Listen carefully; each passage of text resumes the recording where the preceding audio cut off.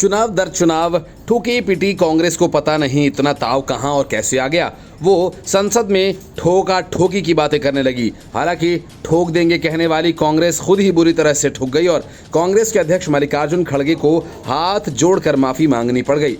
असल में बजट सत्र के दौरान राज्यसभा में मल्लिकार्जुन खड़गे इतने तैश में आ गए कि उन्होंने सीधा चेयर की ओर इशारा किया और कहा, डिक्टेटरशिप हो गई है, मुझे बोलना है, हम बोलने के लिए तैयारी भी किए हैं और आपको क्या क्या ठोकना है हम ठीक से ठोकेंगे।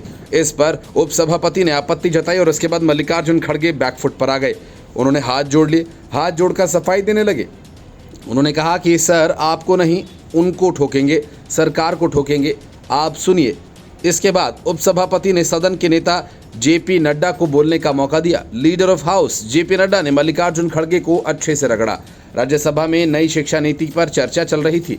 डिप्टी स्पीकर ने कांग्रेस नेता दिग्विजय सिंह को बोलने के लिए मौका दिया था, तभी मल्लिकार्जुन खड़गे बीच में खड़े हो गए। डिप्टी स्पीकर ने खड़गे से कहा कि आपको सुबह बोलने का मौका दिया गया।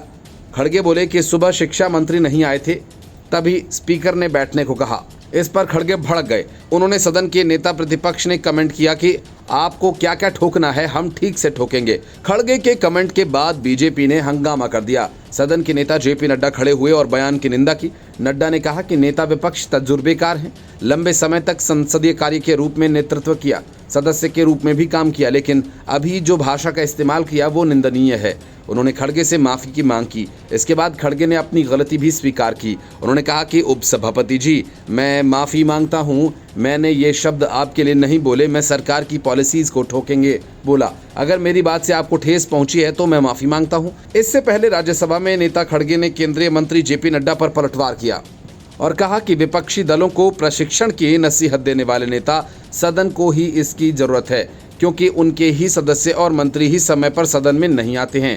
दरअसल राज्यसभा की कार्यवाही आरंभ होने पर उपसभापति हरिवंश आवश्यक दस्तावेज सदन के पटल पर रखवा रहे थे।